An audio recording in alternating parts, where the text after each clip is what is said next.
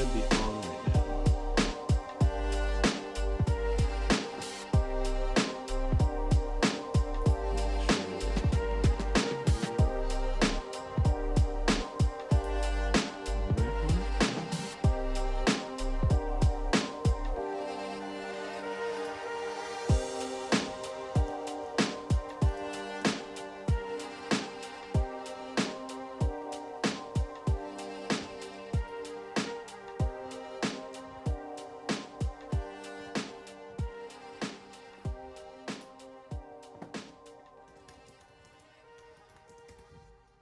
Hello, hello.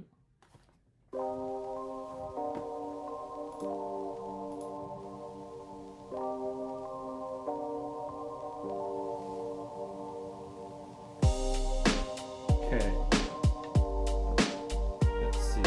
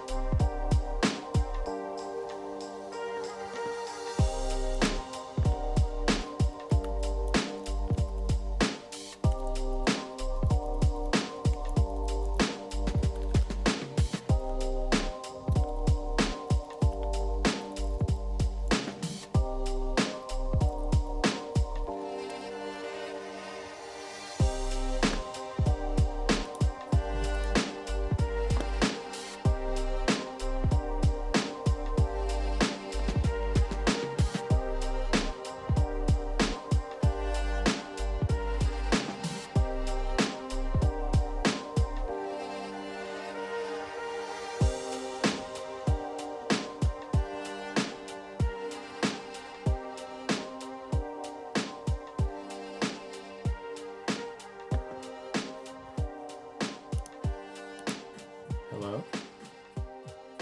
Can I hear me? Hello? Oh, I can hear me.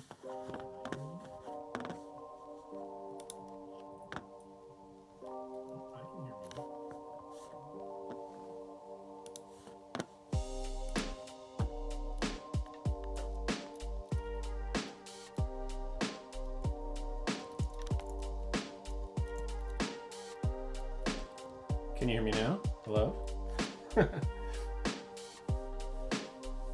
Maybe you had it muted.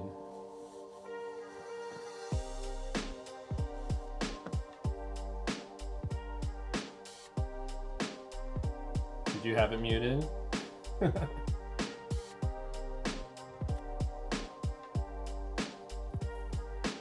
Okay, that's good. All right. Well, if it's just you for now, let's see. I got two viewers. One of them's me. Oh, Mr. Sacco. Hey, how's it going?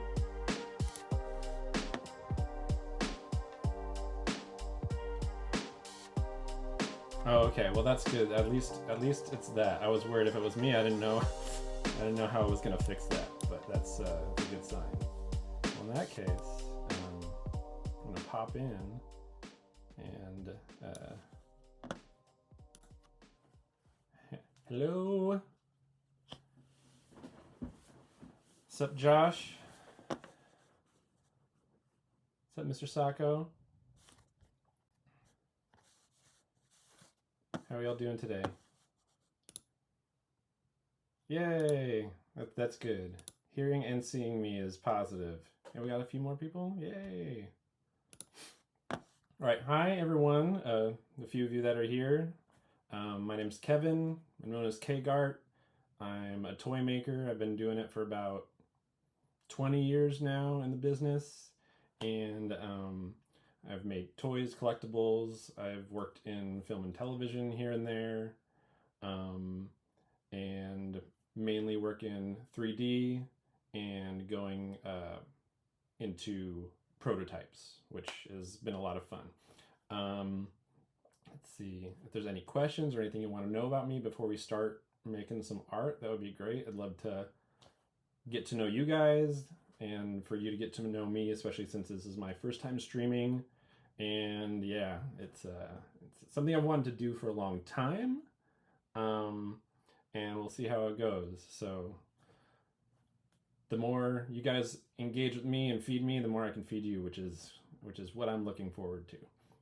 I'm gonna take a drink of water. Let's see. Who is your least favorite client and why is it Wade? No.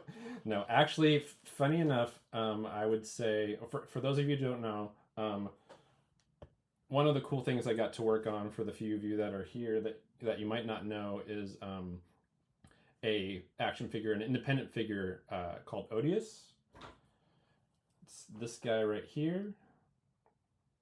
And this is the brainchild of Wade Merrick from Unparalleled Universe. Hey, Sacco. Mr. Sacco. And so that character is something that he wants to make comics of, but the first thing that he really did was, he has a YouTube channel. He reviews action figures, and that's how I got to know him. And he reviewed one of my first figures, which was a Rocketeer figure, which I think if you see there, I have some Rocketeer figures that I've worked on over the years. But that was one of my first figures, and he reviewed it, and we kind of became buddies. And his following grew on YouTube, and people kept saying, hey, make an action figure of Odious, your character that you talk about all the time. And I said, hey, man, if you ever want to do that, let me know. I'd love to help you. And we did. So he reached out to me. We did a Kickstarter. Gosh, I don't even know how long. It feels like it's been a long time. Maybe like 2 years ago that it might have come out. Correct me if I'm wrong, Josh, how long it's been. And yeah, this is one of the first shots that I got of that. This is from the factory. So it was really fun to work with him, get some art from another artist that he was working with. And since I had experience making action figures, I was able to give him what he wanted. And what was really cool about him is he was very green, so he was trying to figure it out. And he was in learning mode. So as we went back and forth, I was sharing my knowledge, he was telling me what he wanted, and we kind of met in the middle and got him a product that he really likes. And I mean, I hope he really likes it because he's doing a second campaign coming up this month. Actually, next week it's going to hit. And yeah, it's been a lot of fun being part of that. So Wade is actually one of my favorite clients, believe it or not. And it's because he's respectful, he knows what he wants, and if he doesn't quite understand something, we usually are able to work things out well. And he pays on time too. Yeah, okay, launched June of 2023. Yeah, I think so. Yeah, that was wild, because that was for me it was a big leap too, because I had done a Kickstarter before. Somebody hired me, and that went well as well, but for completely different reasons. But this was really cool because it was bare bones. It was this guy on YouTube, his following, the action figure community at large, and the love for this character that he created that made it happen. And I'm really feel really lucky to be a part of that as the guy that has gotten to sculpt all the stuff for it. What I can do also is I can show a little bit. I think I brought it up here. Let me go. I'm gonna bring up the figure because he's still selling some figures. If anybody's interested, I can pop the link in chat.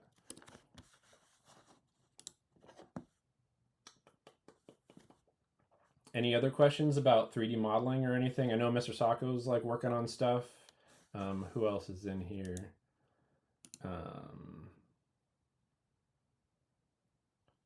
Weffy Sensei, is that am I saying that right? If you have any interesting questions want to know about 3D modeling before we actually get started on working on stuff, I'd love to answer some questions too, and also help you guys get to know me. I've worked in toys for about 20 years. Also a lot of other things, like I've made Christmas ornaments and Pez dispensers, lots of crazy things over the years. But I've been working, doing stuff for Hasbro, Mattel, Diamond Select Toys. Yeah, so all those companies are like the three main that I've done a lot of work for. Let's see, unparalleluniverse.net.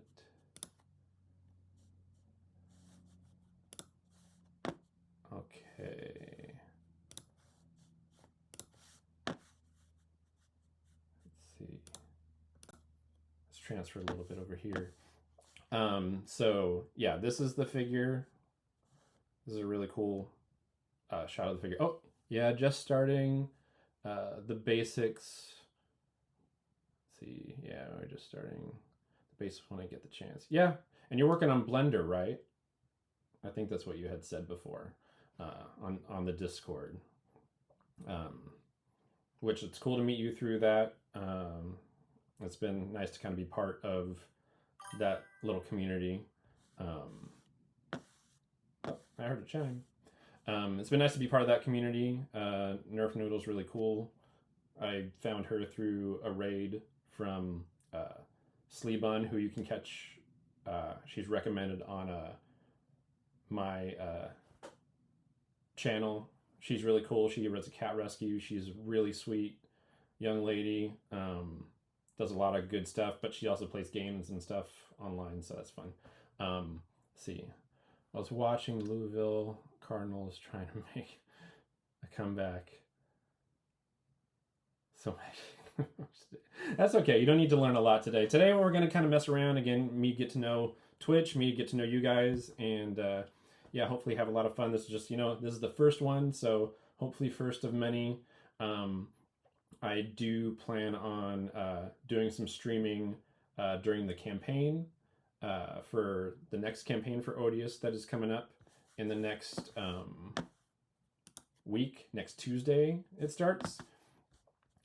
But yeah, it's really exciting times. I really love doing 3D modeling and definitely want to share knowledge and encourage people to make art. Let me do something really quick. I'll bring ZBrush up and then we can like do art and chat. I can show you some stuff and yeah, let's see. Wish I could change my name. I'll have to look into it. You can, because I had an old name that's my gamer tag on like PlayStation and stuff that I'm not changing it on there, but I've kind of changed to Kgar82 across the board so people can recognize me and I can kind of like build a following and also like engage in communities. So I know you can change it. It's not too difficult. You just got to go into like the profile settings and stuff. But why don't we like start looking at some of the stuff that I've worked on. And yeah. So this is ZBrush. This is the software that I primarily work in.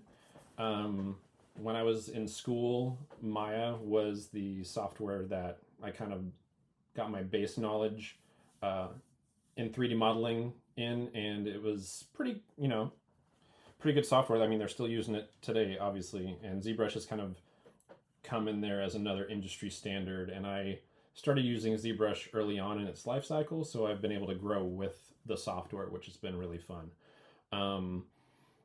But yeah, speaking of Odious, we'll start there. I'll kind of show you a sneak peek. I already got approval from Wade, but this is the 3D model. This is actually the files from the prototyping. Yeah, finally a logo. I know I told you. You told me to do a logo, and I said I would do it. So let's see. Let's being jumpy. Okay, there we go. So yeah, this is the 3D model of Odious. The first base figure. This is the digi of this guy right here. Boop. And this is my favorite head, actually. Had a lot of fun with all the head sculpts. It was really cool to work on this guy. But yeah, I did everything in ZBrush. I did all of the modeling, the engineering, and stuff like that. Let's see. Gonna update my site with your new logo. So when Sentinel has, oh, that'd be great, man. I appreciate that. No, that's cool. I'm excited for that too. Yeah, I got to work with Jay Shaw and Machu on their head for Legion Con. That was a fun surprise when they approached me. And yeah, I'll need to post some pictures of that on my Insta as well. But yeah, so here's O, the 3D version, also complete with the backstabbing action for any Tuesday crew people that are here. By the way, here the ding, and I'm assuming when chats, yeah, I might need to turn that off because that is a little annoying. Because I'm hearing the ding too. Let's see. Chat filters on. Chat appearance, emote, pause chat, scroll, preferences, chat appearance. Yeah, I don't know. We'll figure that out. But anyway, let's see. By the way, the ding is not a huge. Let's see. By the way, hear the ding. I'm assuming when chats come in. Yeah, it's pretty. Here, let me see if I can turn the sound of the chat box off. Try it again. I just hit a thing that I think will mute the chat box, so maybe that will help. And thanks for the feedback, by the way. I appreciate that. Let's see. I see there's more people in. Let's see who else is here. Let's see, Nerf Noodle. Hey Noodle. Thanks for dropping on by. That's really sweet. I appreciate it. Oh yeah, I don't hear the ding that time, so that's good. All right. So did you hear the ding? Because I didn't hear the ding. If I didn't hear it and you didn't hear it, well then we're good.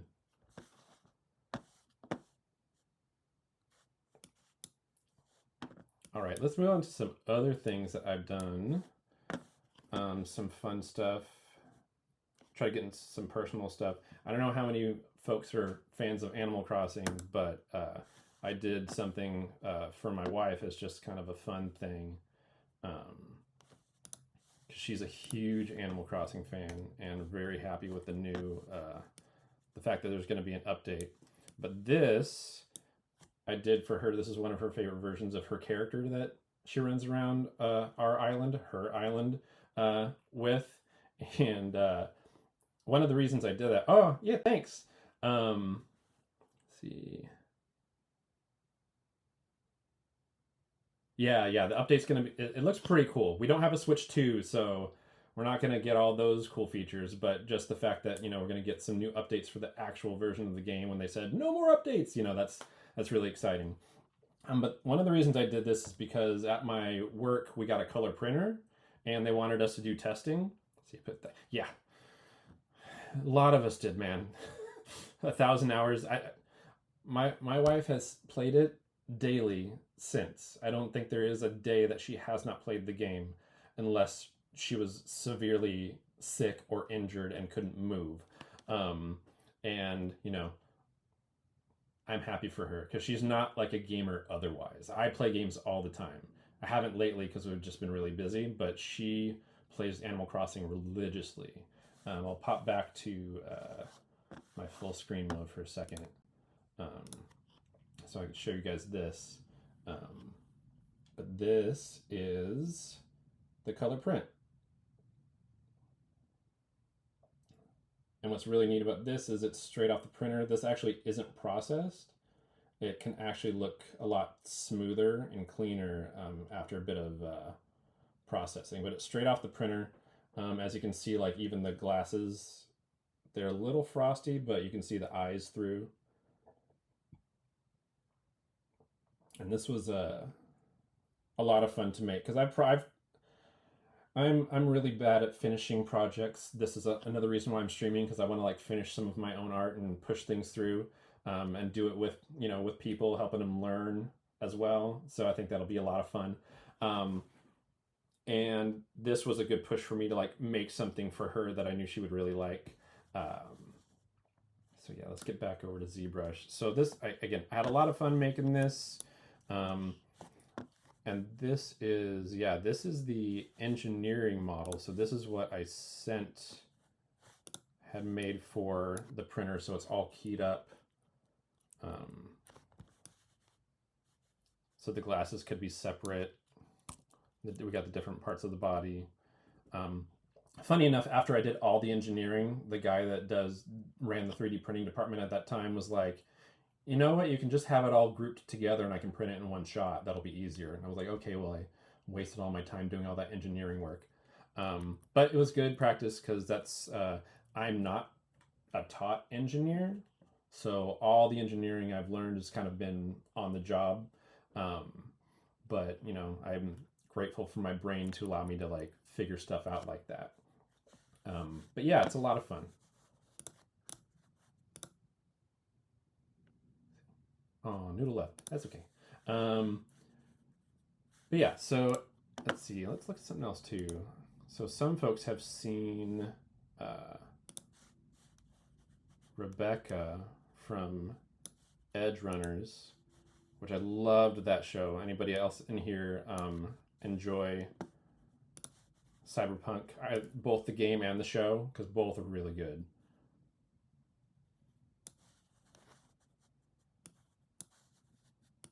Let me start pulling her up here. Boop. Oh yeah, I am working, like I've only shown her, but yeah, I'm working on her weapons as well. I just haven't finished it yet.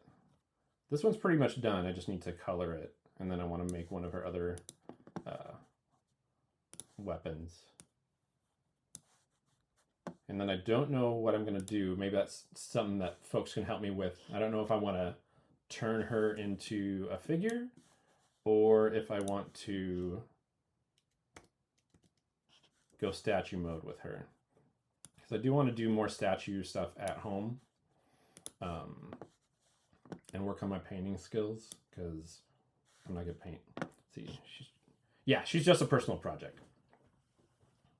Yeah, this was for funsies. There was a period of time where like things were really slow, and yeah, Edge Runners I think had been out for a little bit, and I wanted to make something from that show. And Rebecca's just my favorite character. She's sassy and badass and tiny and funny, and just couldn't get enough of that character. And all the characters in that show are really awesome. I also did her when she's in her just hanging out mode.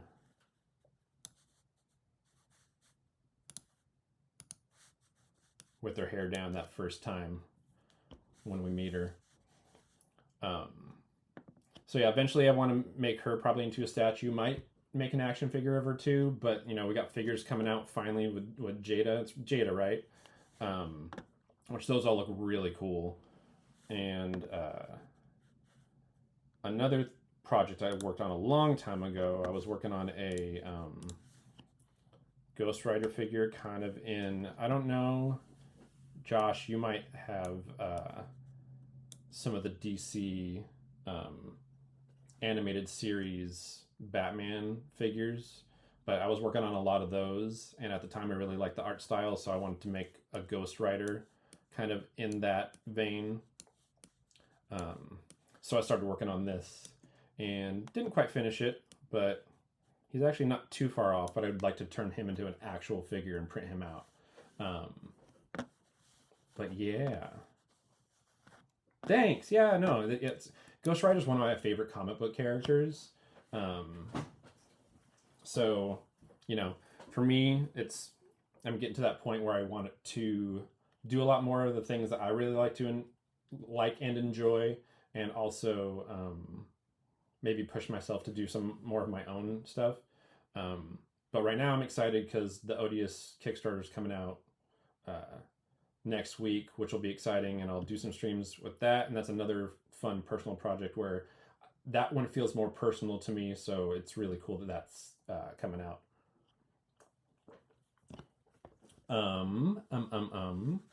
Let's see, did I bring up anything else that I wanted to show you guys before we get started?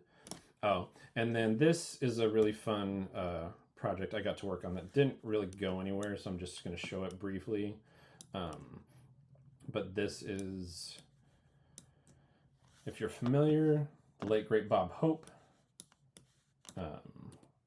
This is a bust that was going to be made of him for the airport, but it's clearly not going to happen. So, but that's okay. I'm enjoying it.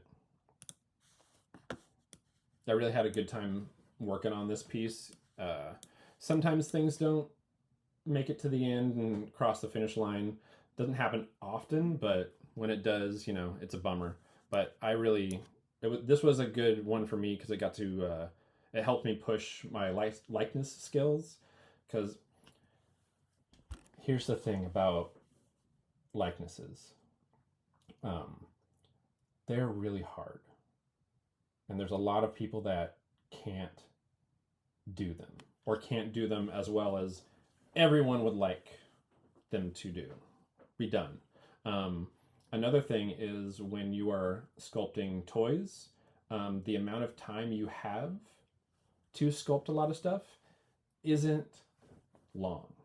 For feature film, people can be working on characters for like 6 months, more, maybe less, but there's a good amount of time that is spent on working on these characters. People can fix every little detail. And then we make a toy of it and we have like 2 weeks. We have a couple days maybe to work on the head sculpt. Maximum usually, because you got to do all the other stuff for the character as well. You got to do the body, all the costume. Sometimes we get scan work. Let's see. That's spot on. Also, I think it's like yeah.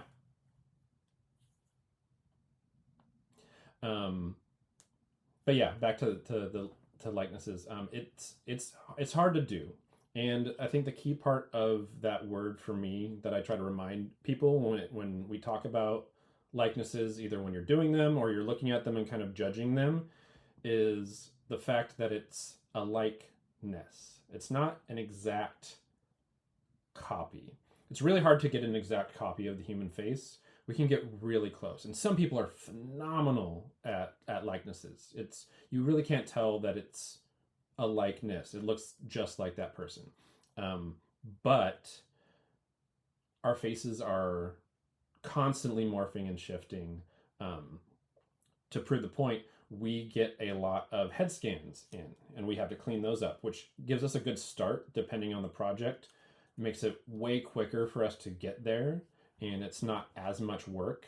But sometimes, you know, we clean up the head scan, it looks nice. We don't change much because we don't want to ruin the integrity of the face and the construction.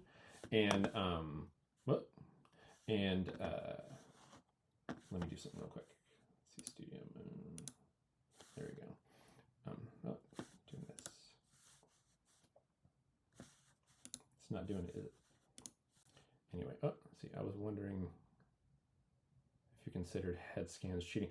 You know, it depends. If I'm trying to make something like this, like I didn't use a head scan. We didn't have head scans of Bob Hope because he did not get his head scanned before he passed, or at that age for this particular thing. Also, this is based off of an existing sculpt, so I was kind of recreating it, but we didn't even scan that, so I had to. This is all from scratch. I can show like the early images of that. I'll do that maybe on another stream or on my Instagram if I can get the clear.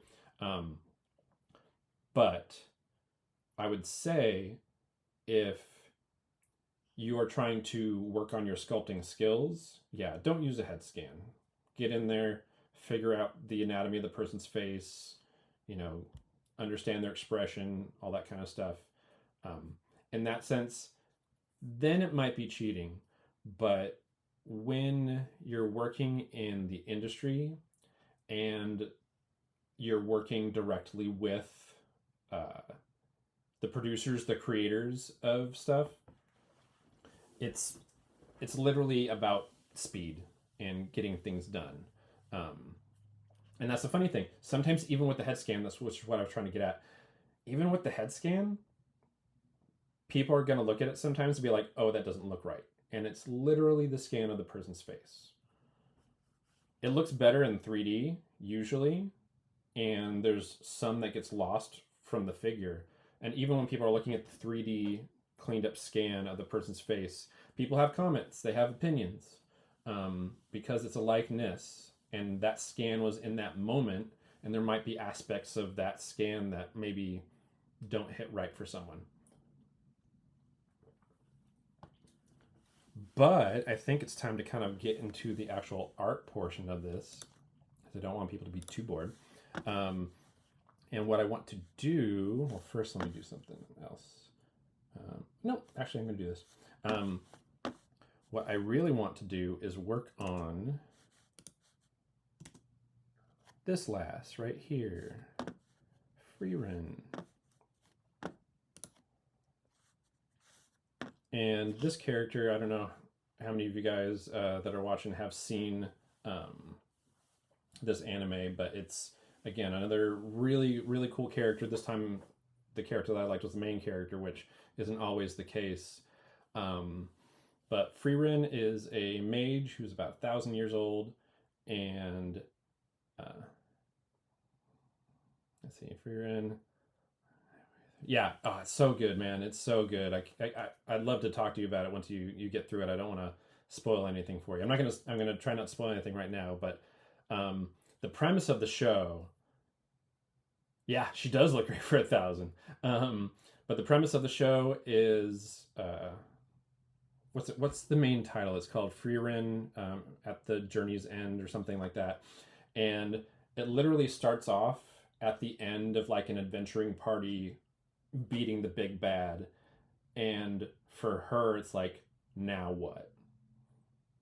And you get to kind of see her go through this realization of what's important to her, who's important to her. She's lived this long life, she's kind of jaded. Everyone around her has like a shorter life, and they appreciate things a little bit more than her because she's been around for so long. And it's really interesting to see them explore this whole thing about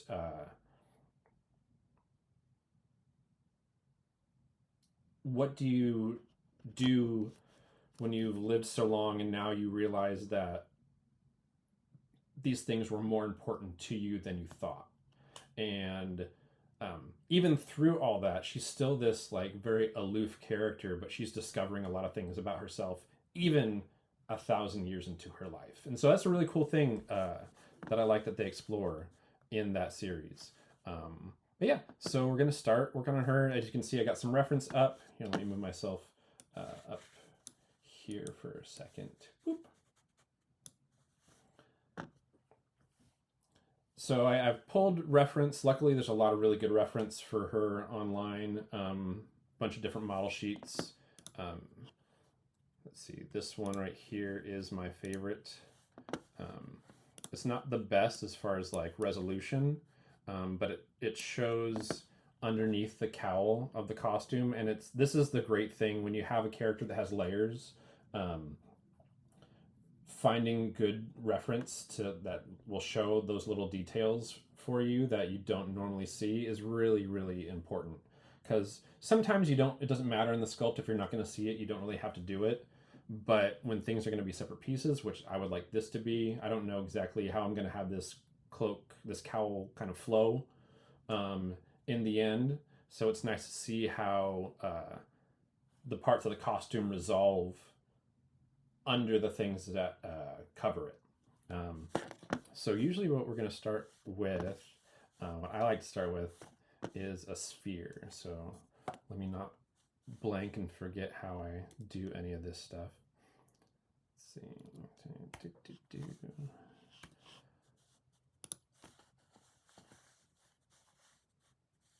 Why is that not working? Oh, I don't want to do that. Don't switch. Here we go. Okay.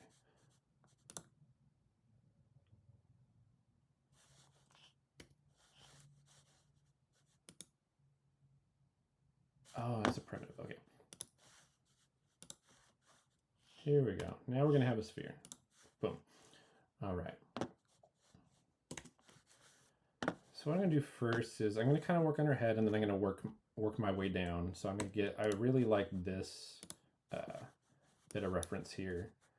I'm going to make it transparent. For those of you who don't know ZBrush, that's fine. I'll kind of talk through some stuff. If you are familiar with the software and you have any questions, let me know. If you aren't familiar with the software, still ask questions, and I'll answer them as best as possible. But I do like the kind of internal, it's called Spotlight, the internal reference system that they have here. Let's see, let me make sure that I'm looking the right way. Okay, so that's the front. There we go. With spheres, it's always hard to know which way you're looking at the start. So you got to double check. All right. So one thing that you're going to see a lot as I go, there's this menu. This is like my brush menu. So I go through all the different brushes. But I have hotkeys for all the brushes that I use regularly because this is a lot. So I don't really dive in here unless I'm looking for something specific that I don't normally use, or sometimes I know the hotkeys where there's a couple of hotkeys to get to other specific brushes that I don't have on my normal hotkeys, and so I'll use those, and that menu just pops up when I hit B.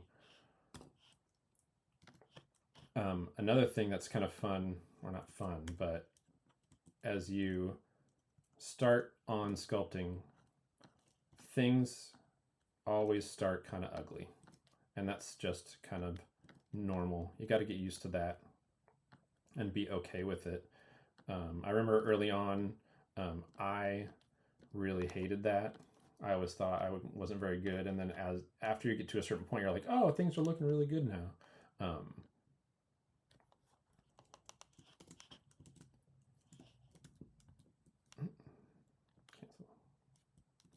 There we go. Let's get that brighter.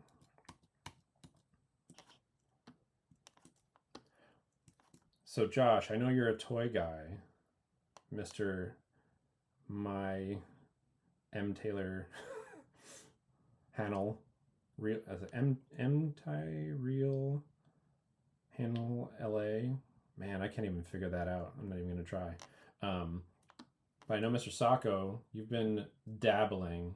What have you been working on? Have you just been doing like tutorial stuff, or have you been trying to make some of your own art, like doing character stuff?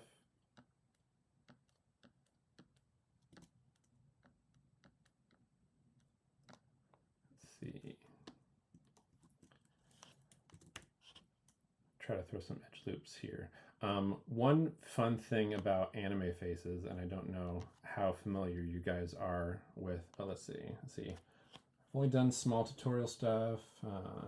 Done the rocket ship. Yeah, I remember you telling me about that one time, but I want to get back into learning it. Yeah, man. Just when you have the time, jump in there. Most of my ZBrush knowledge is literally just self-taught,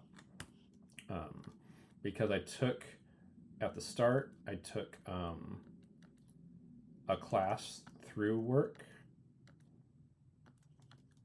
and that was really nice. Like, I recommend, if you can, always, if you can, try to see if you can get in on an actual live classroom, because it's good to get instructor feedback. That's the best thing that you can do for yourself, because it gets really, really challenging when you're sitting there with tutorials and you're kind of listening to these videos, and if you make a mistake and then you have to kind of scroll back through, it's so frustrating to try to figure it out on your own. So don't. If you can help it, don't. It's good to have like at least like an intro class so you can get the basics and you can ask questions. And then once you get a handle on it, then you know tutorials are like the best way to go. Because you can learn a lot with just tutorials. Let's see. Do you ever go to ZBrush classes, or at least used to? Yeah, but where's he located though? Because I know Sako's on the East Coast. Where are you, Josh? Like not specifically, but I know you're. Wait, that's right. You know, you're over that way too. So maybe are you Indiana? Because I know that's where I think that's where Legion's Con is, right? So you guys are close enough to get to Legion's Con. I know that much. But yeah, the start of let's see. Yeah, you're in Indiana. That's what I thought. Is that where Legion's Con also is in Indiana? Oh, still 13-hour drive. Yeah, that's a long one. But it's worth it, and I definitely want to get there one day. For those of you that don't know, Legion's Con is okay. It's in Jersey. Okay, Legion's Con is a figure convention. Maybe you can probably enlighten people a little bit more, Josh, than I can. But it is a convention that was started, I believe, by the Four Horsemen, which is a sculpting figure studio. Really cool work. I recommend that you look up the Four Horsemen if you get a chance, if you're unfamiliar with them. And it has just grown into like a really cool customizer convention. And yeah, I recommend it if you're in the area, if you're close enough. Like I was saying, with anime characters, you can see she has this really nice profile, a really pronounced nose. And I'm going to try to capture that as best as possible. But what you'll also notice from the front view, it's just like a whisper of a nose. You can barely see it. Like it disappears in the anime all the time. And that's a lot for anime characters. So they do, and a lot of figures do kind of this subtle, like in-between version of it. And it looks really nice, but it's kind of like finding that sweet spot. So that's something that we're not struggle through, but we're going to try to like figure out as we go along in this. Whoop. Spin it out. I do have in my on my Twitch channel a suggestion box, because eventually I'd like to do some other projects, and I have a few others in mind, but I'd love to see what like other people are interested in seeing. And it would even be cool to kind of like do something in tandem with anybody, so we can like sculpt along together. I would really love to figure that out. So yeah, if you have any ideas of like characters you want to see from, it doesn't even have to be anime, movies, comic books, any of that kind of stuff, video games, that you think would be a lot of fun to work on, then yeah, go to my little suggestion box and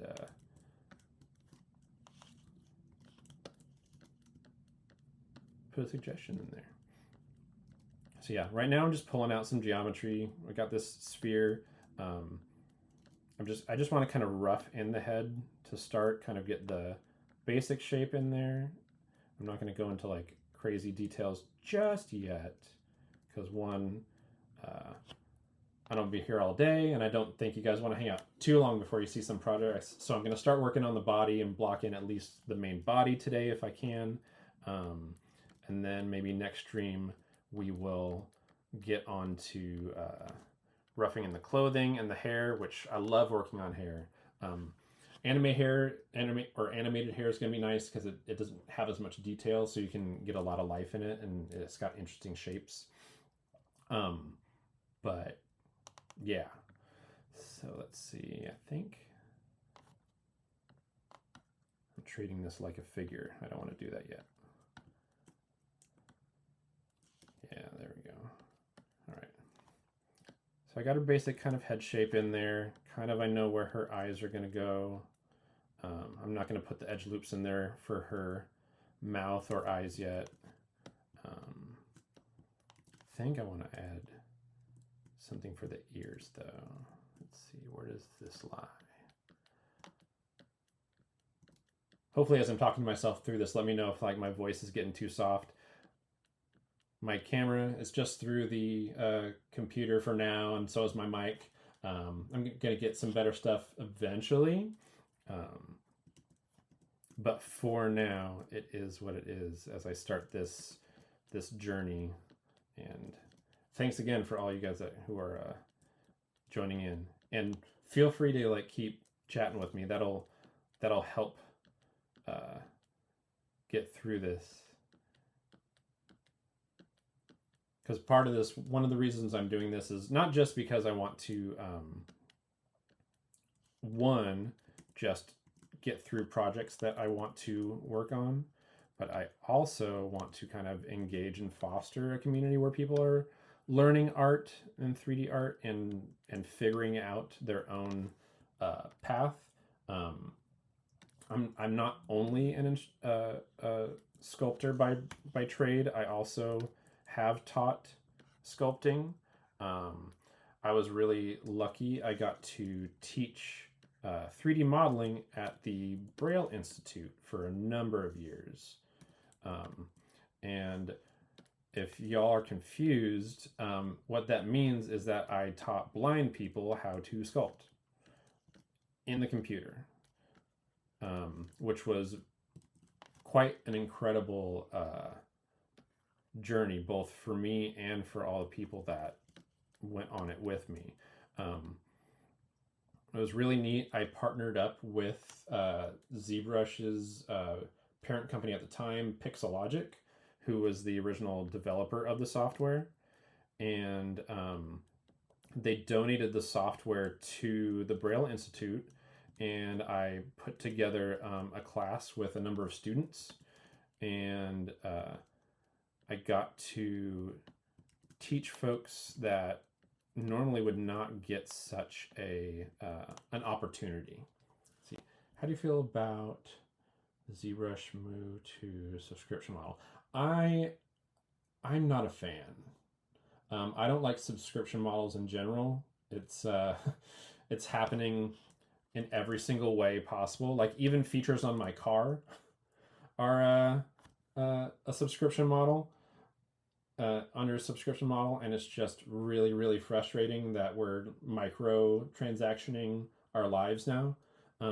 So I don't think that's a hot take either. I think we're all hating it, but we're all kind of trapped into doing it. So I don't know what the answer is, but too many other companies do it, and Pixelogic was a holdout for a long time, and I'm glad that they did as long as they did, because it was accessible to people for a very long time. And I just feel bad mostly for students and folks that are on a lower income that have a lot of talent that, you know, at least could have saved up for that base software that is an industry standard and could just hit the ground running without ever having to worry about paying another dime and always getting free updates. You know, it's great. Getting free updates is great. But unfortunately, you know, we're not in that world anymore. Yep, Blender is free. Mr. Sacco is one of the ones that is working on Blender right now. I want to do more in Blender because I'll tell you what, I've done a little bit. I've messed with it a little bit, and it's a pretty powerful program. And the fact that it's free is really good. And I've seen some of the features that rival what ZBrush is doing, and I like it. So I would like to also work on in Blender a little bit more. I don't know when I will do that. I might even use this channel to have an opportunity to do it.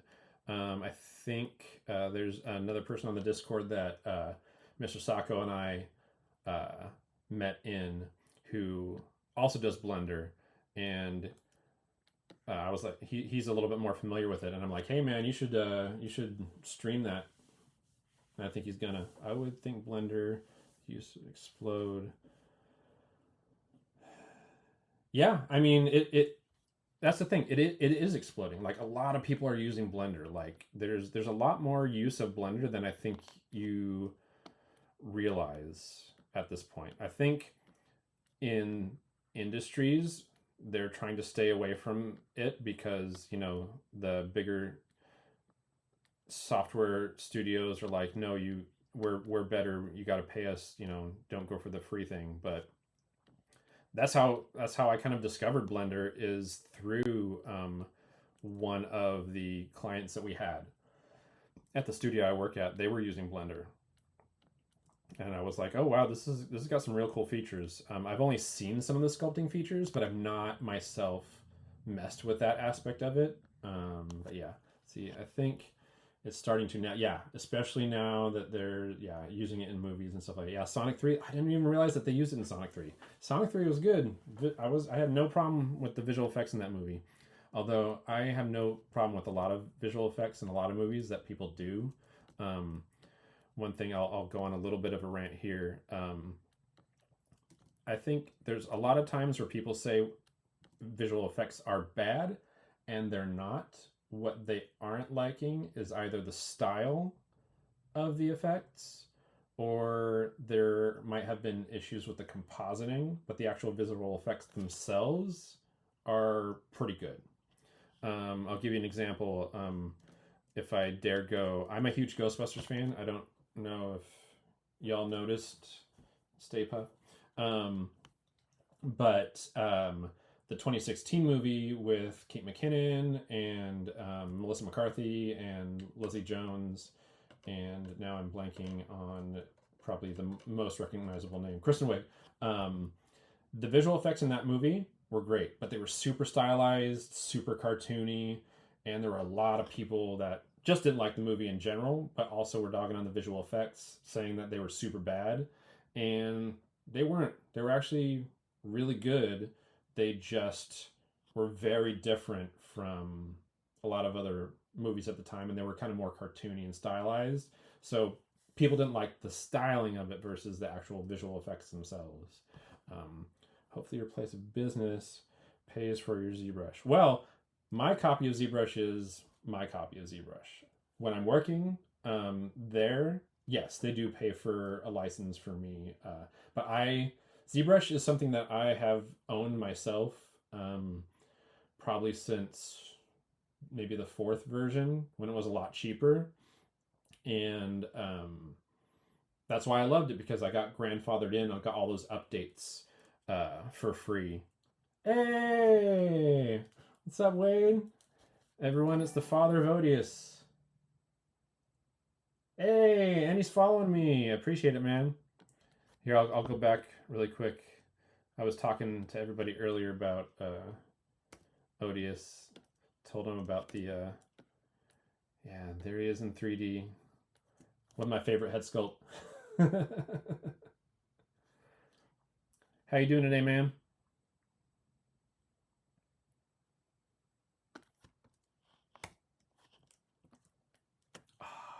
This is another thing I don't like about the new ZBrush or the newest versions, is that it autosaves right when you're in the middle doing something. It's very frustrating. I love the autosave feature, but I don't like that it does it right when I'm in the middle of actually doing something. But yeah, so Wade's really cool. Unparalleled Universe. Check him out on YouTube. Figure reviewer. He is the father of. Here, I'll get back to my full screen.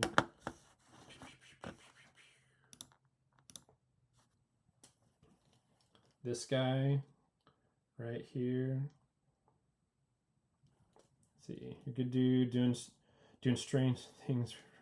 Yeah, that's right, because the new season's coming.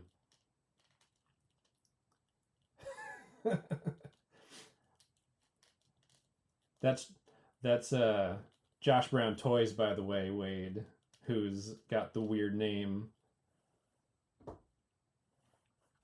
Let's see. There we go. Back to the software. But yeah, what was I talking about? I don't remember. Remind me. Fake Josh Brown. I know we were talking about Blender and ZBrush.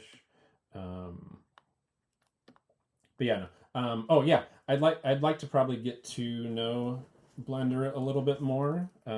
Maybe through this stream, and learn along with people. I have it. I've worked with it a bit, but I have not dabbled with it much. Mostly for the client that we were using Blender for, it had to do with like applying textures and stuff because they were using it for some website that you could like customize figures, and they had some sort of like pipeline that needed to use Blender. So it was what it was. But regardless of the subscription model, that I don't like, but I understand because that's what everybody's doing now. I still love the software. There's some things that could be reworked again and get back up to where they were before. But I really enjoy working in this software, and I highly recommend it if you can swing the price, because it is a very good piece of software to make. But if you can't, go Blender, learn Blender. There's a lot you can do that is pretty close to equivalent of ZBrush. So do it if you can. If you can't, find the best alternative. All right, I'm going to do one more bit here, add an edge loop into the ear. Edge loops here. All right, now I'm going to start working on the body and getting the whole shebang going.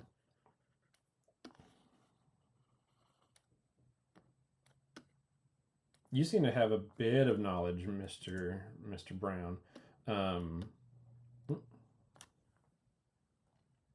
Yeah, no, that would be really, really fun. Like if there's anything that you want to work, I know we talked because you had asked Wade about a skull, an odious skull, and he said, okay, we'll see if that continues. We have the thing that's coming out, but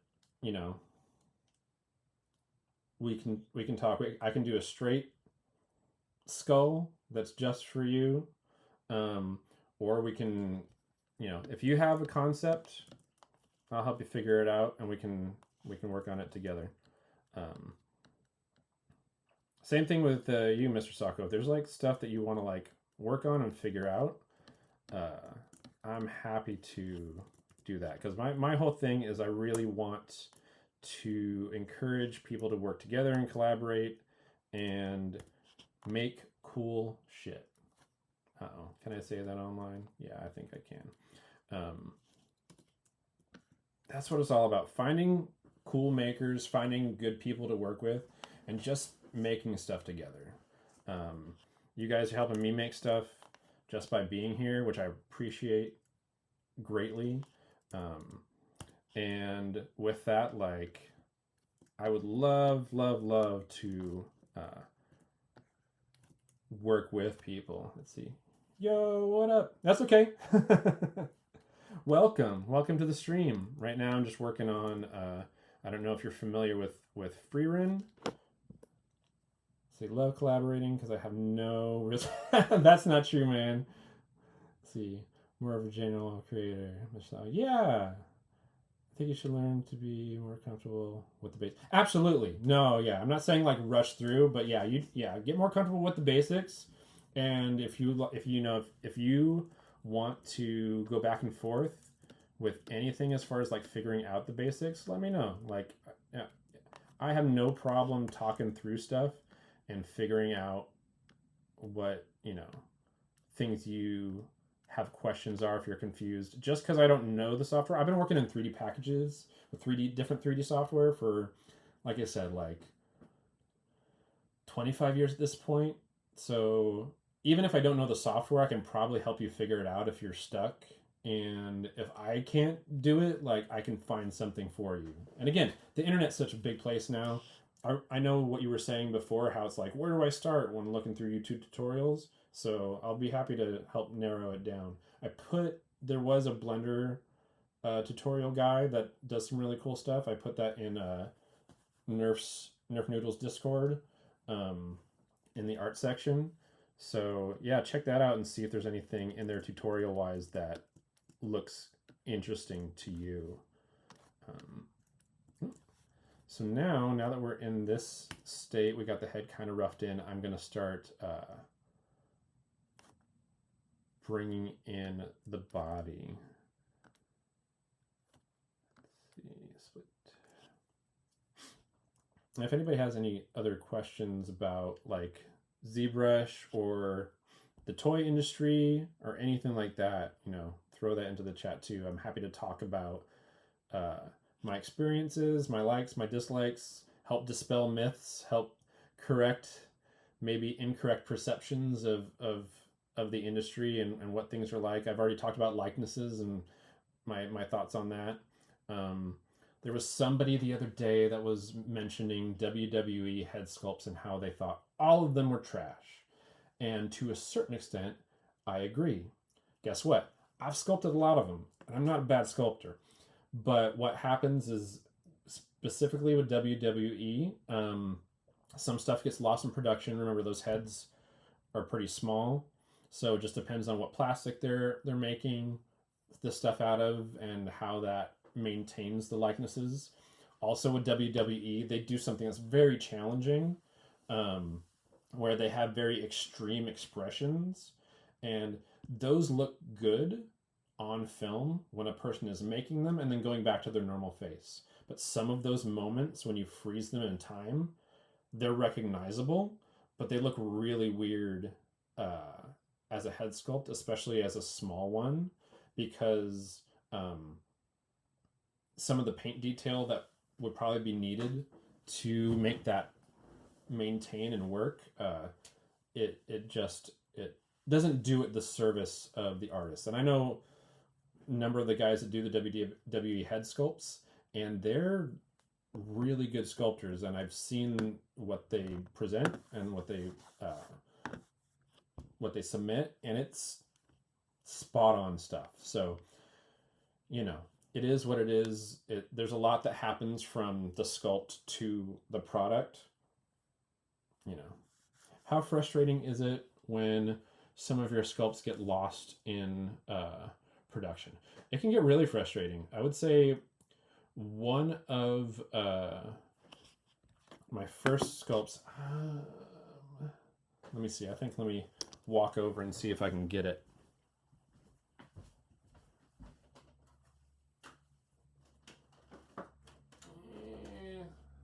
This is scary.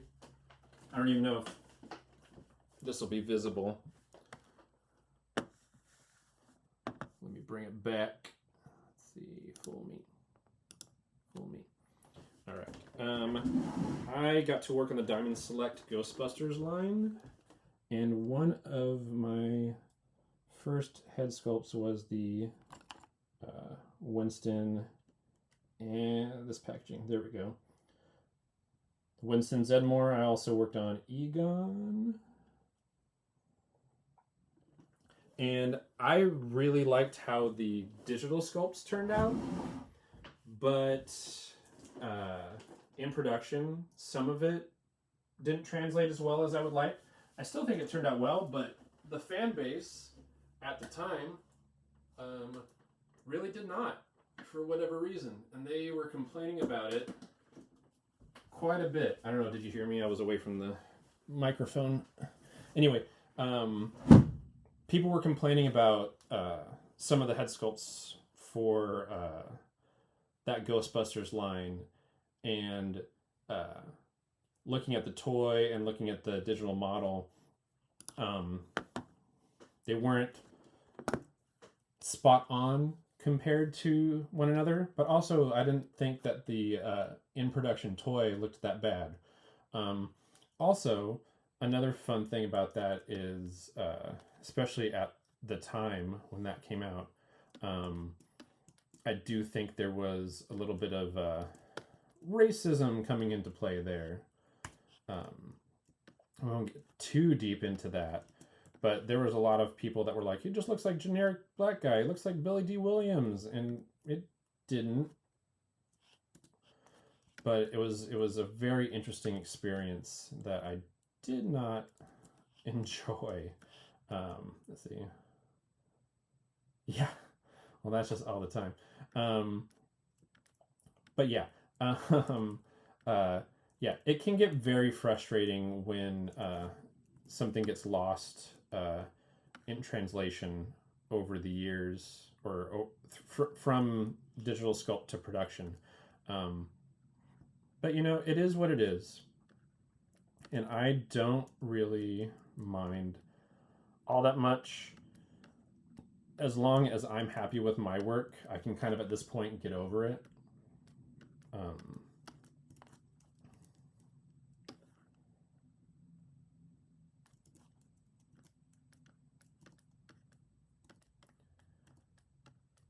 But yeah, it's not like the worst thing in the world when that happens. You kind of get used to it at a certain point. That was the big reason that was rough for me specifically, was the that was kind of, again, an early on professional figure for me, so it was kind of hitting a little harder, the criticism and stuff, and I was second guessing my skills, and I should not have. And at this point, I don't. I have a lot of support. I've been doing it long enough where, you know, if maybe I don't like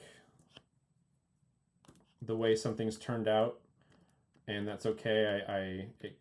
I know I'm going to do better next time. And again, when you got cool clients like Wade, it makes the job way easier. Let's see. Anybody else got any other questions or thoughts on toy making or 3D modeling? Come on, get me going. Yeah, that's right. Let's see. I don't know if you can, if there's any links you want to post in the chat, Wade, Odious related, like, feel free. I don't think I have anything that's like blocking that right now. Again, I don't know. Still new to Twitch. Trying to figure it out, but yeah, really loved working on that figure. Josh was asking earlier. He said, you know, who's your favorite client and why is it not Wade? And I had to burst his bubble and say that you were kind of my favorite client. And part of that was, we've talked about this too, how early on, you know, you didn't know a lot, so you were learning, but also you were trying to figure things out, and you always were really respectful in your notes and stuff like that, and straight to the point. You kind of, even though you didn't maybe know how to say it, you knew what you wanted, and we always figured it out. And then as time has gone on and you learn more, it just continued to become easier and easier. And your notes are always just like, this is the thing that I want. Can we do this? And it's always been respectful and nice. And so yeah, definitely a favorite client. Also, just working on an independent toy where it's like not the umbrella of people where you've got like 20 to 50 people trying to justify their jobs and give notes on something. It's nice to only have it be like between two people to figure things out. Are you gonna take that, Josh?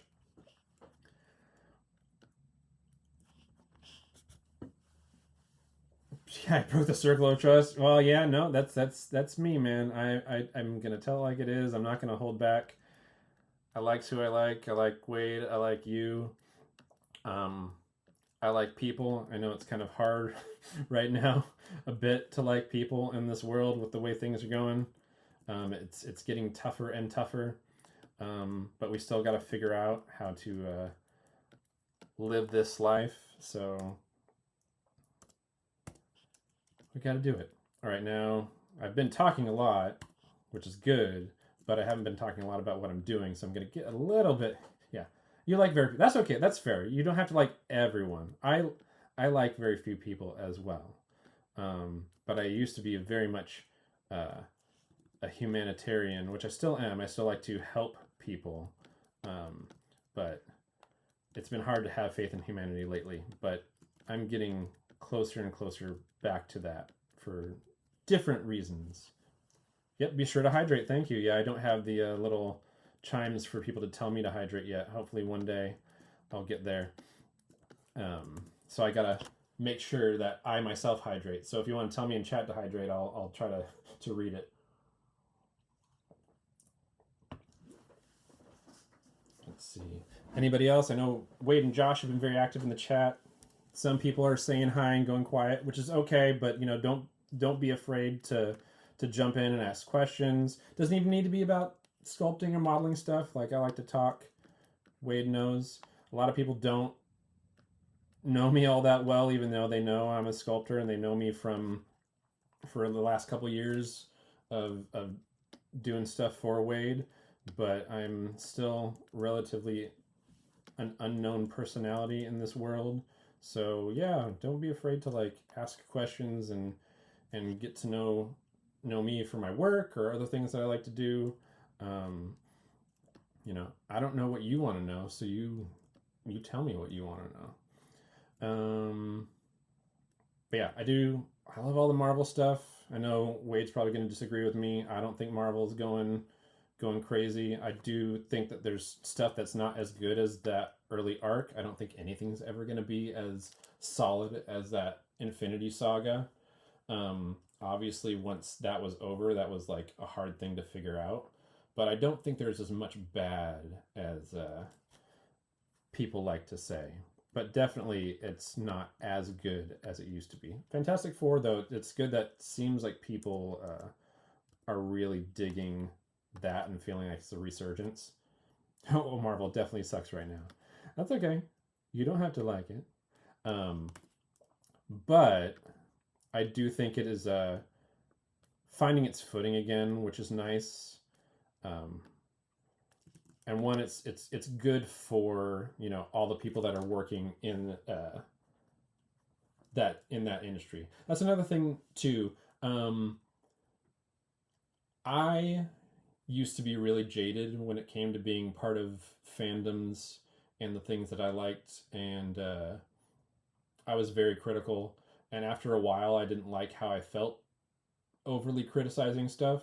And it's still fair to criticize. I think it's important because we only do better work when we're being critical and kind of pointing out that stuff. I know Wade recently went and saw the new Frankenstein movie, which he loved, but he still, had thoughts on things that like he thought would be better, or he thought would have been nice if they were different. That stuff I think is fair, but I think fandoms in general have gotten to a point where it's not about being critical, it's about predicting what you want it to be, and then you're setting the franchise or the property up for failure because it doesn't meet your individual expectation. One thing that I like about creatives is subverting my expectations. Show me something that I don't expect. I know how I want it to be. Yeah, having a internal war of Frankenstein. It was great though. Yeah. No, I actually let me finish my thought and then I'll do a parallel with that. If I can finish my thought now, I forgot it. I don't like when I do it. My Audi brain now is flipping me out. But yeah, people are making it about their expectation rather than what the creatives want to tell as far as the story or the characters they want to show us. And like, I'm a big fan of K-pop Demon Hunters. I already know how I would love that to go in a lot of ways because they set up a lot of cool stuff. There's a lot of things that they didn't get to in that film, and they still set it up though. There's a lot of stuff going on with Celine. There's a lot of stuff going on with that underworld. Is that guy gone? That the Demon King. There's a lot of stuff with just demon kind, and there's two characters of the trio that we got to really learn about them, but it still was all about the main character and the main Saja boy, and it leaves a lot of room to go through. There's also all the lore with the previous hunters. I know where I would like to go. There's some really cool places where I think it could and should go, but I'm not the creator, so it is what it is. Like, I'm looking forward to seeing where the people that made this thing take it. And if it's not where I thought it should go right now, I'm going to be cool with it. And if I don't really like it, if it kind of falls flat, I still have this movie, and I'll just fall on that and then let the people that do like that other stuff enjoy it. Let's see. Driving for a bit, pick up some dinner. Oh, cool. Thanks for sticking in and listening. But yeah, it's fandom is a weird thing because it's really easy to criticize, especially when you love something so much and it feels so personal. But we got to remember that it's also very personal to the creatives. It might not feel like it when it's coming from a giant corporation, but we have to remember that the people that are actually working on the thing, they're dealing with the struggles with that giant corporation too, and they're very passionate about what they're making. And even if it's not as great as some other things, there's still a lot of love behind all these films and TV shows and comic books that we are watching. And I think people forget about that a lot in their critique. And it goes from being constructive and caring and wanting the betterment of the property into something far more, I don't want to say sinister, but just unhealthy, both for the person that's making the critique and for the people that are, making the stuff. Let's see, split to similar parts. Okay. Oh, I didn't do it. Oh, it's because they're all spheres. All right. All right, so I'm, doing the different body parts here, trying to split them up as we go. It's kind of nice. I thought maybe I'd be cooking through this, which I can, but it's kind of nice to have the conversations and stuff like that. I don't mind going a little bit slower to kind of meet and interact with folks. Let's see, split unmasked. All right. So yeah, it's always fun to in the start of a project like this, it is really weird. You're kind of making a puppet in a way versus anything else. You're not making something that looks, oh, that's not what I want. You're not making something that looks great to start with, and you kind of don't want to. That's okay. That's why they call it roughing it in.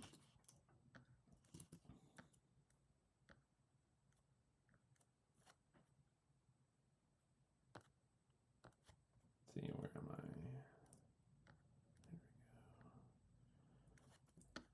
Has anybody else watched Frieren? I know Mr. Sacco is partway into Frieren, or halfway, he said. Let's see, who else is here? Let's see. Hey, Adam V 3D, hello. I didn't mention you earlier, but welcome. I'm glad you're here. Appreciate it. Feel free to follow too. I know this is a start of something, but the more people that jump in on this bandwagon and help me figure out what it can be, the better. I do want to make this kind of a community. I don't want to make this just about the projects that I want to get done. So if we can learn together, create together, if there's like tutorials that you want me to go through, that would be cool. I'd be happy to talk about any specific things. If there's other 3D software that you think is interesting, I'm familiar with Substance Painter. I haven't messed with it too much. I don't have a copy of it, but I've dealt with it at work.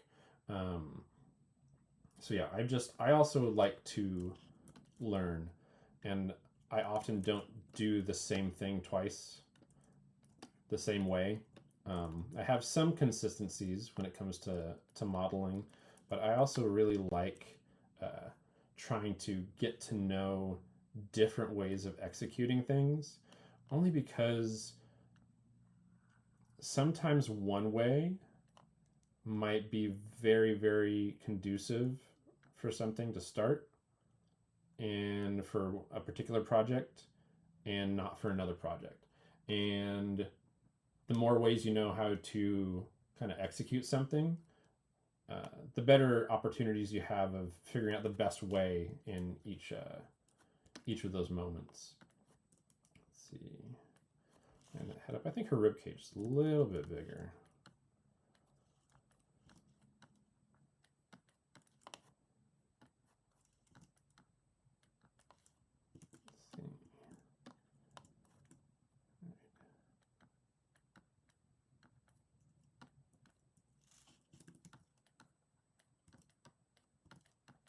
And I'm not even worried about too much about how this looks right now. Also, because I'm going to remesh this in the end, I'm going to create a completely new mesh. It's going to be a solid mesh. See if I go back to Rebecca here. If we go, I think I have, yeah, here we go. So this is, I probably could have even used this to start with, but I wanted to kind of mess with it, mess with a new model. But yeah, this was the initial model that I used for Rebecca, and I found a good turnaround. And then I went from here, and then I merged it. I did a Dynamesh. So in ZBrush, you can do basically you turn everything into kind of like a big ball of clay, but it holds the shape. So you can do rough shapes really quickly with some simple geometry, and then you can turn it into a lump and just like start sculpting away. And then once I did that, then I went in and I remeshed everything and made an actual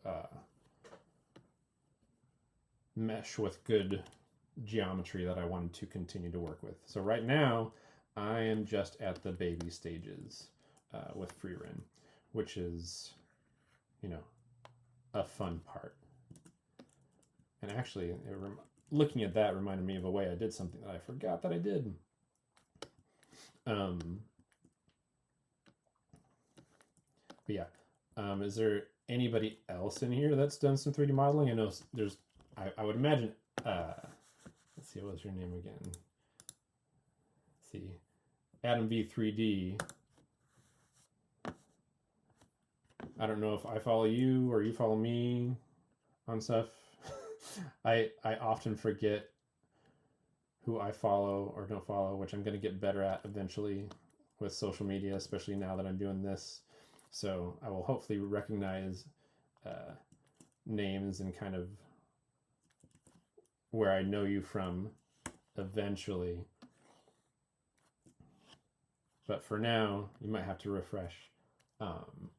So I don't know if you're able to type right now. If not, that's cool. But yeah, let me know how you found me and how I may know you and kind of what you do. That's for everybody too. I know some people in particular. Let's see, Mo or Mower. I'm not sure where you're from. I don't even know if you're still here. No, you're not. But that's okay. I appreciate everybody that's here. It's really nice to have people in, and I hope I'm giving you some fun content, and hope you're enjoying your time with me. Not sure exactly how much longer I'm going to be doing this. We started at 2 and it's already been an hour and a half. I told my wife that maybe I'd do 2 hours minimum, so it looks like that's going to be an easy go. We can probably definitely go another half hour and get at least to the body roughed in and work on the rest next stream. But you know, if more people wander in and things cook, then maybe I'll go a little bit longer. Yeah. Also, I have a dog. Hopefully you don't hear her. I hear her crying right now for me.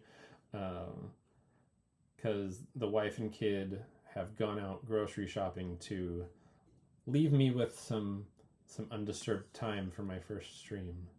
Let's see, what was I going to do? Geometry.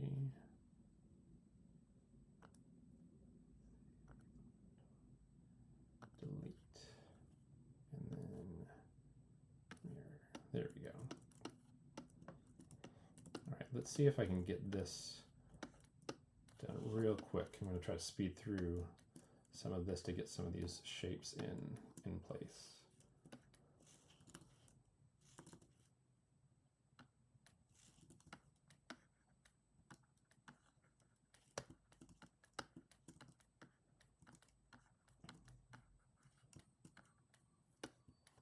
Have you watched any Frieren, Wade? Are you familiar with the character?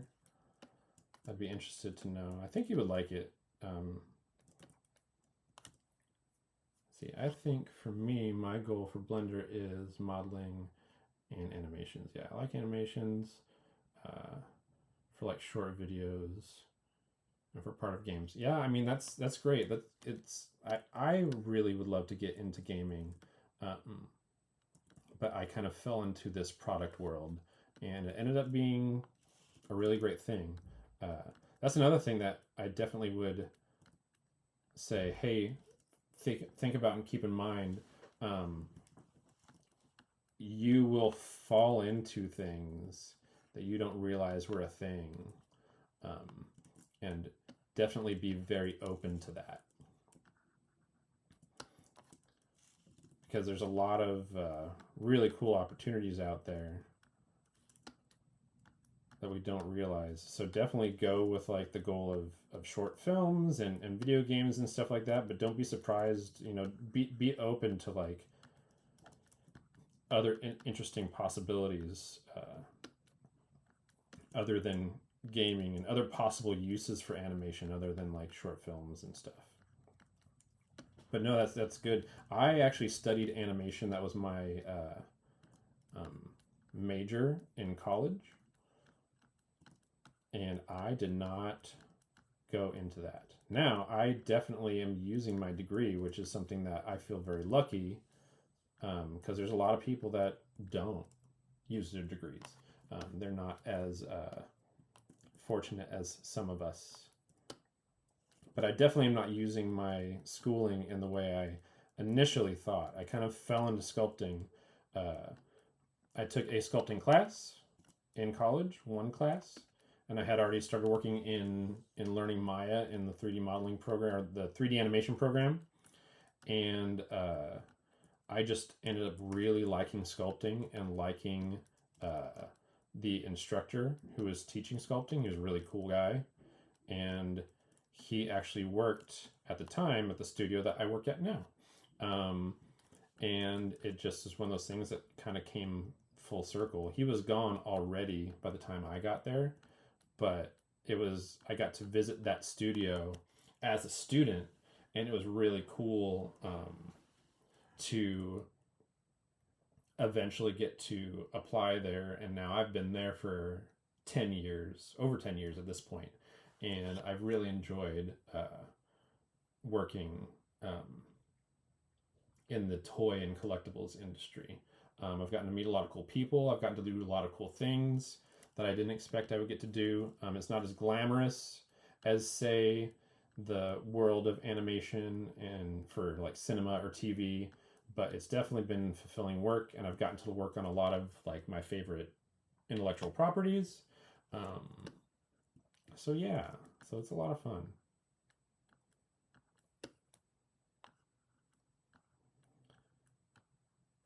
Are there any particular studios, Mr. Sacco? Well, I'll just call you Sacco, unless you have another name you'd prefer. Are there any particular game companies that you'd like to work with, or any, dream studios that you see possibly in your future or would like to be in your future?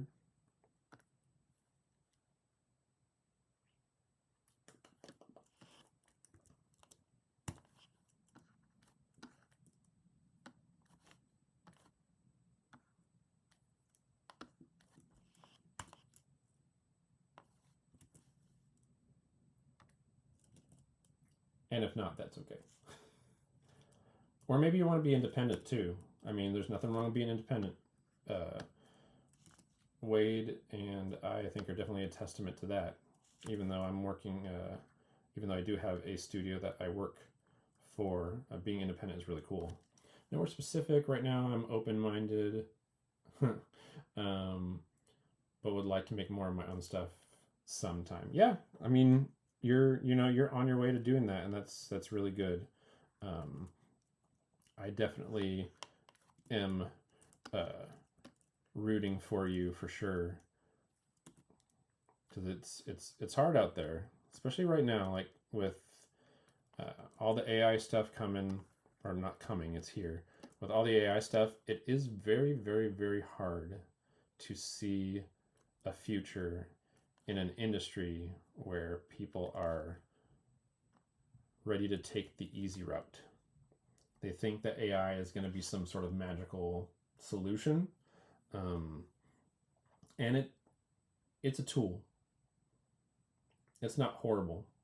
There's some positives to it, but it can't be seen as the solution. Removing the human element from anything is a bad idea. You really don't want to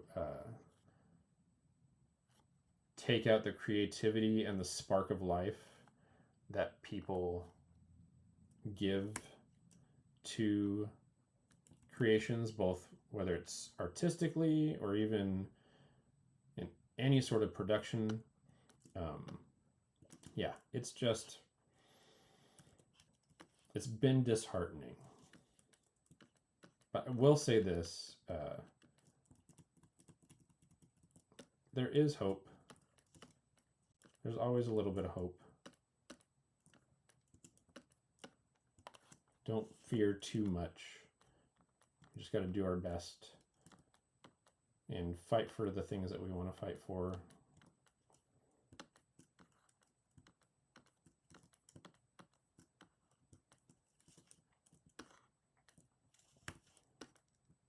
But one thing I will say, I am more annoyed with artificial intelligence in the art space, or at least in the 3D modeling space, than I am afraid of it, which might be not great. That might be a stupid position to hold with that. But mostly how do I want to put this? I find that it's people's ignorance on what AI is and what it can do and what it should do that is the bigger problem than the thing itself. Now, obviously, when it comes to like sentience and all that kind of stuff, that's another ballgame. That is scary, and I don't want to think about that. That's not something that I'm worrying about, because I don't affect that. I just hope the smart people in the room make the right choices in that regard. But when it comes into the space of art, we've been dealing with algorithmic tools for a long, long time. They're not new. We've had intelligent algorithms, or we've had algorithms helping us with texture work and generating different models and stuff like that for years and years and years and years and years. And now it's just getting, I guess you can say smarter. I don't think smarter is the actual word that we should be applying to it. It's definitely getting better. There's definitely improvements happening in that space, and it's not all bad. And it's usually just people's misunderstanding of what the technology is and what it should be used for. That really is the problem, more than anything, at least in my opinion. I don't know. If you disagree, you can tell me.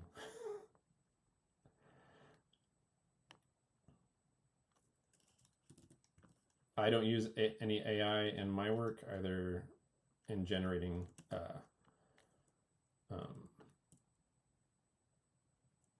anything from concept art to reference. I try to find, well, I always hope that reference is given to us if we're working on a particular intellectual property.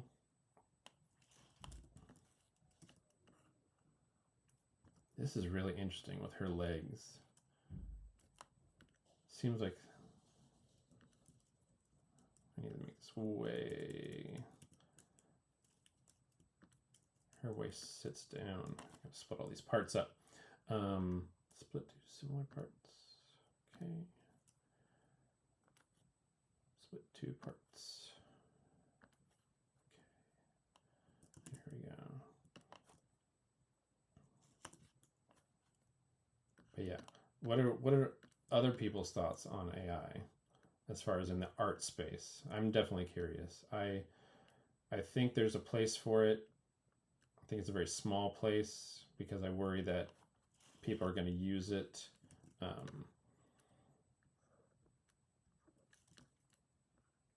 just to remove the human element of things, and it kind of cheapens works.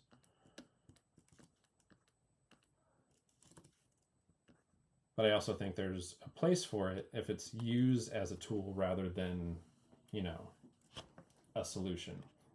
And what's also difficult is there's a lot of things that have looked like they're good finished product off the bat, but they're actually not. They're just a simulation of what could be a good 3D model. And I've seen some 3D models generated with AI that just they're not as good as what people think they're seeing. A lot of people are seeing faux 3D models generated out of AI versus actual 3D models. And so it just confuses people. There's a lot of misinformation and misunderstanding happening.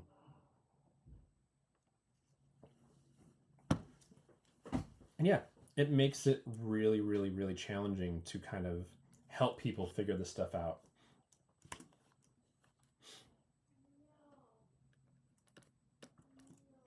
Did everybody have a good Halloween? We can talk about Halloween. I don't know if anybody follows me on Instagram or saw, but my family and I, we did Gravity Falls this year for our Halloween stuff. We had a lot of fun. That was my boy's idea, which was exciting for me because I was trying to get him to watch Gravity Falls for years, and he just refused. And then he found it on his own and was like, "This is great, Dad. Have you seen this before?" I'm like, "Yeah, bud. I watched it all." Let's see. Yeah, I think it can be used as a tool, but I don't know how. But definitely not to replace people. Yeah, that's the thing. Is like everyone's trying to replace people right now in higher up positions because they don't want to spend money on people. But what's going to happen when people, the ones that fuel the economy, don't have any money? So there's also that part of it too, not just the human element. Removing the human element from creative works is bad. It's not good. It doesn't create good art. And then aside from that, just in general, removing humans from the work is that means that there's nobody that is there that can buy the things that you want to sell. So what are you going to do? How are you going to do that? Here, all right. Her, shin, and calf need to be right about here. So that means that this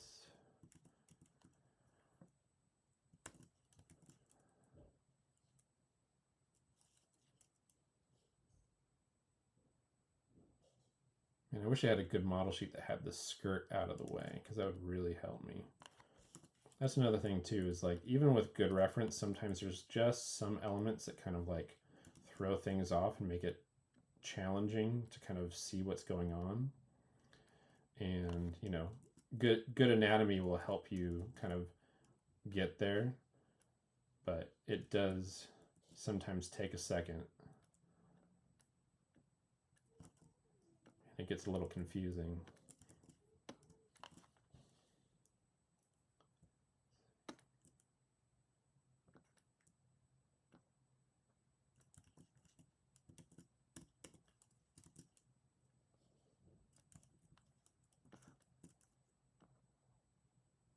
But did everyone have a nice Halloween? I know we went trick-or-treating, which, you know, is very suburban dad of me. I had a lot of fun. I did see people that were going out and partying, and I can't do that anymore. Even if I wanted to, I just don't have it in me like I used to. But I'm happy for all the people that did enjoy partying for Halloween and having a good time. Let's see. Didn't do much, just spooky movies. Ooh, what movies? Love spooky movies, my favorites. Let's see. Hello, welcome in. I saw someone else popped in. Welcome to the stream. Right now I'm just working on Frieren from her namesake show. Looks kind of weird right now, but we're just early on. We're figuring stuff out, and that's okay. That's something I was bringing up early on, you know, like in the beginning, things are going to look kind of gross, and that's really not a bad thing. You just got to get used to not liking how things are going to look at first, and not worry, just feel yourself through.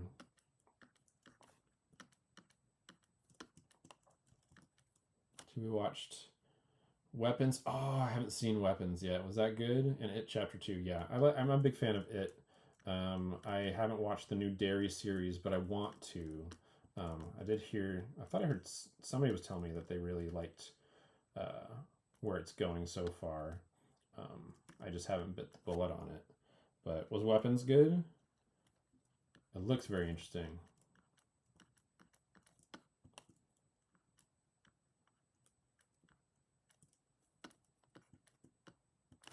See. Saw the first 2 episodes of Dairy, but felt like I need to watch this. Yeah, no, that's fair. Weapons was good. It was like a mystery. All right, cool. I didn't really realize that. It was looking like something else, but that's probably good. Like I said, I like when things subvert expectations for me. So I'll definitely need to check it out. I did watch, and I told this to Wade, Ginger Snaps, which is a very interesting take on a werewolf movie. And there's apparently 2 more, so I need to watch those. But yeah, no, it's yeah, I love spooky movies, horror movies. Horror is my favorite genre.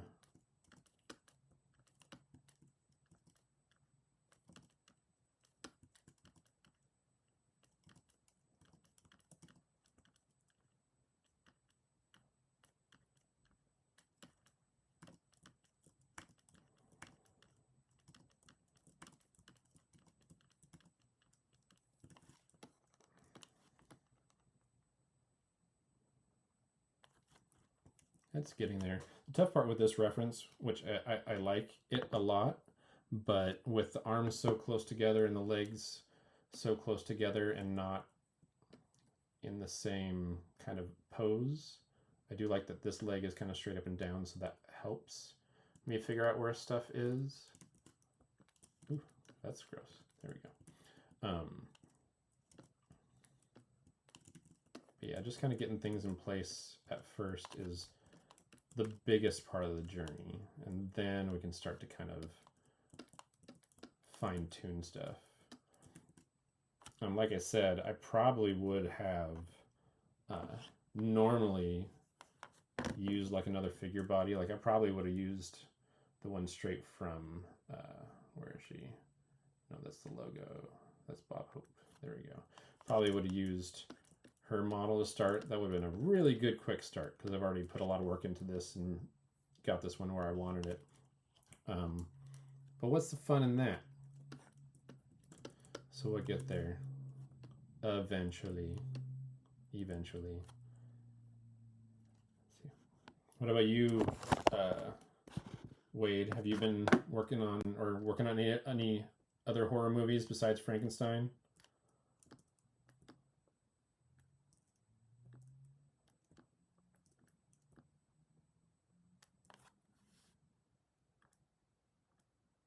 Who else we got? Oh, more figs. Hey, more figs.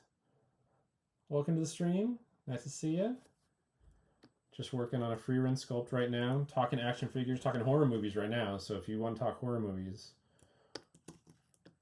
feel free.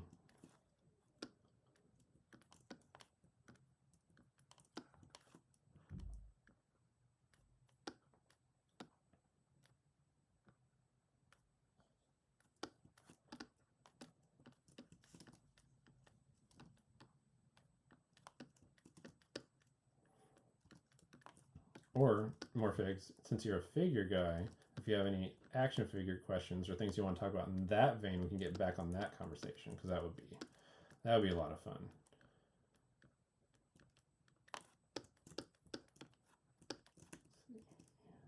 I think now I'm just going to kind of rough something in for the feet and the hands, and then let's see where we're at. Ooh, we're almost at 2 hours. Oh, lost a few people. Did they get scared?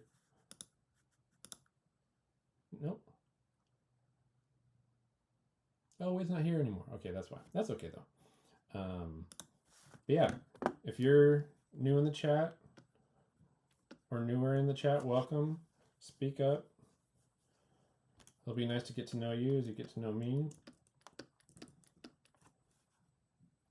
I know things look rough right now, but that's how it always starts, unless you're working off of a base model. And that's kind of the fun part for me.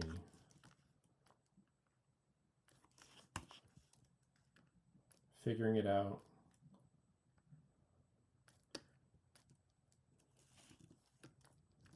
And enjoying the process.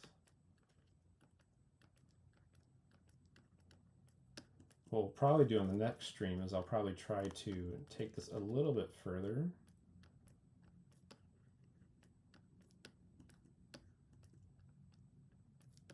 Just to get it kind of in that place where the body needs to be.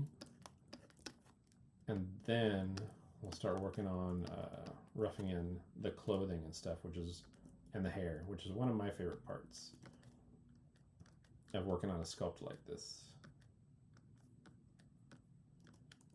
Another thing too is like I don't need to work too much on the body. I just need to get it roughly there because most of it is covered with clothing. So I just want to get it to a point where I know kind of in placement where things are going to be. If I was to make this an action figure, I still would only need to know kind of roughly where things need to be, because in the end, the engineering would go into the sleeves of the figure, and I'm not considering the underlying anatomy, only in areas like the legs where it's more prevalent because she's wearing stockings and stuff. And the feet, I don't need to do too much with the feet. I'm just going to put enough of a foot shape there to start with.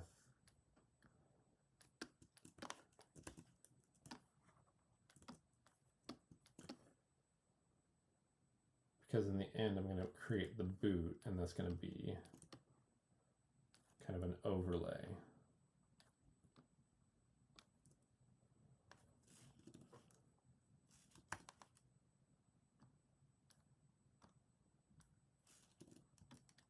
So I just roughly want to know where the feet are going to go,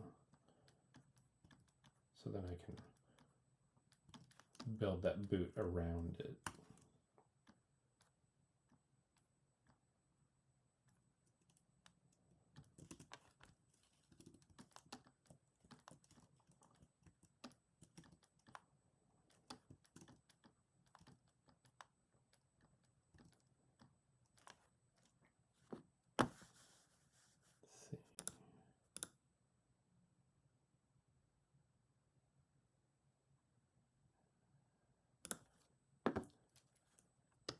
And it's cool if you just want to watch and you just want to listen, that's all right.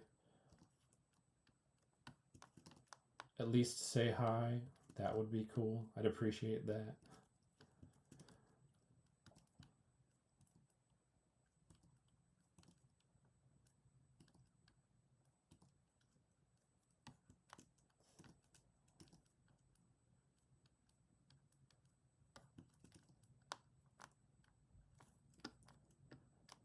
For those of you that have come in that probably know me mostly from doing work with Wade and Unparalleled Universe on Odious, I'll bring up the Odious model for a second so you can see that. This is really fun to work on with Wade. I kind of let him know kind of what I needed from him art-wise to start with, and it was really cool to walk him through that, so he kind of understood what I needed from my perspective. And yeah, these were the actual 3D files that I sent to him that went to the factory that ended up becoming the figure. And again, for some of you guys that haven't seen this, some of you might have seen it when you saw Wade at DesignerCon or whatever else before the figure actually came out and the Kickstarter was up, but the prototype. So the files on the other screen that you were just looking at are what helped make this factory first shot.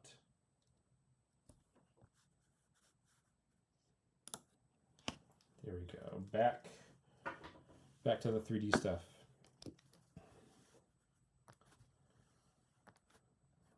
We're getting close to the 2-hour mark, so probably we'll get... I know this isn't as exciting. This probably looks a little bit weird. It is definitely looking better proportion-wise than it was earlier. I'm happier with it. I still think there's some stuff that I can work on as far as getting the torso the right proportions. But again, a lot of that isn't going to matter too much. I just need some sort of base to build a lot of this clothing, because she has kind of a high-waisted skirt, and her, let's move this over.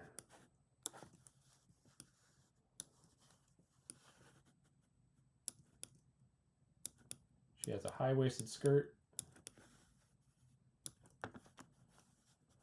It's coming up right here. She has a pretty small rib cage.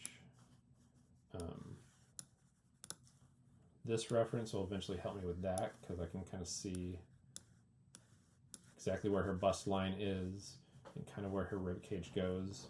So once I have a lot of these shapes more worked out, I'll get that figured out. And then, yeah, get that skirt and cloak or capelet locked in. And yeah. Get the hands, do some more spheres. Spheres are a good starting shape. I use it a lot, especially in ZBrush, because there's a lot of really cool tools where you can mess with the initial geometry.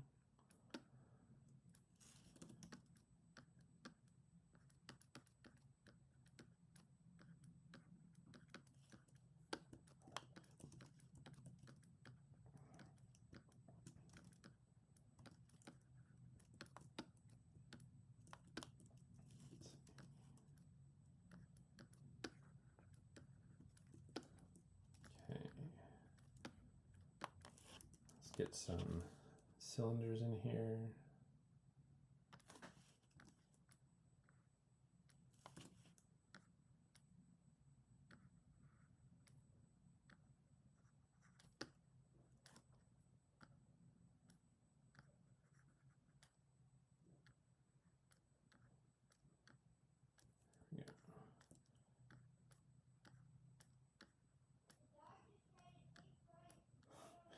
If you hear a voice in the background, that's my child talking about the dog. They've been frustrated with each other lately.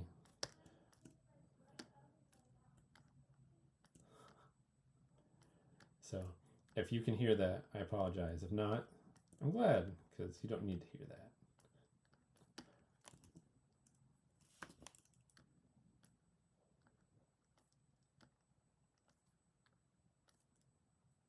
Hey, you're back. Welcome back, Josh. Appreciate it. Hopefully you enjoyed the conversation on your ride for dinner. What are you guys getting for dinner? Or what did you get for dinner?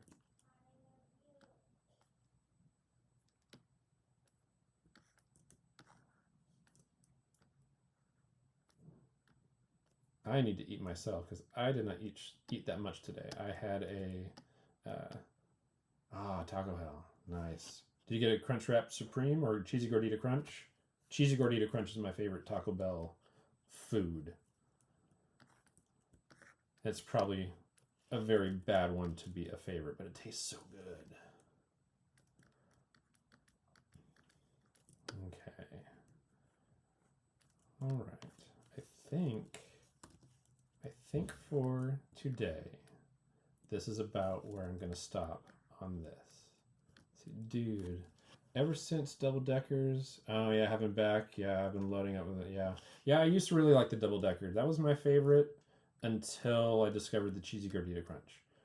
That dethroned the Double Decker for me. But I haven't had a Double Decker in a while, and now that it's back, I probably need to go and try it again, because it's been a long time. But I'm glad that you are enjoying the return. All right, so here it is. Here is a very rough, ugly start to our elf girl, Frieren, the greatest mage and adventurer of the land. So yeah, does not look anything like her at this point, but that's normal. Let me pop out and go back to full screen for now. And we'll talk a little bit because I think I am gonna wrap it up now. 2 hours seems like a good amount of time, and I really appreciate everyone that came through, stuck around. I did set it up so the VODs stand, so hopefully some more people come through, some people follow. If you're not a follower, please follow so that we can get notifications when I come back in. I'm going to work more on this model and get the base mesh kind of done, and then next round we're going to start working on the clothing and her hair, and then maybe start working on the facial features. And then once we have those things roughed in, that's when we get to all the actual sculpting work. That's kind of the phases that I like to work on, is doing a nice quick rough. Doesn't have to look great, but just something that I can start forming the shapes with. As soon as I turn this into a proper base mesh and remesh it, then it's going to be a lot nicer and easier to work with and easier to build the clothing up on. And then I really like her hair. I like the two top pigtails and the way she has the kind of like the split bangs. Actually, not even, it's interesting. It's not really split bangs. Oh, maybe it is. She has a very interesting split where the bangs go sideways down the middle, and they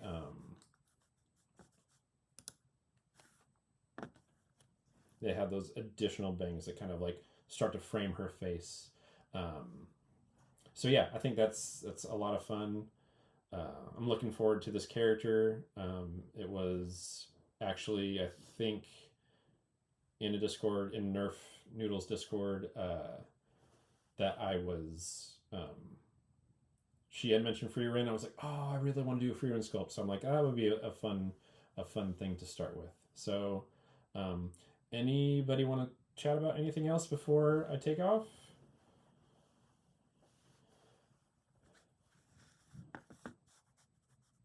We got a few people still in there. We have me, the broadcaster.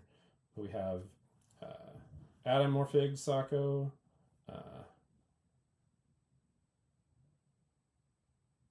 my real Hamlet. No, that's Josh, and then Wethy Sensei. So, oh hell, thank you very much, man. Thank you. I appreciate it. You know, I didn't know really going in what this was going to be like. My brain makes me over prepare, but I tried to hold back and prepare just enough. So hopefully y'all had fun in here. Like I said, for future stuff, I have the suggestion box in the channel. So if there's other things that you think would be cool to work on, let me know. And with that, I think I am going to call it. So thanks for stopping by. Thanks for chatting, those who did chat. We'll have another stream follow so you can keep your notifications open. And we'll see y'all real soon. Bye.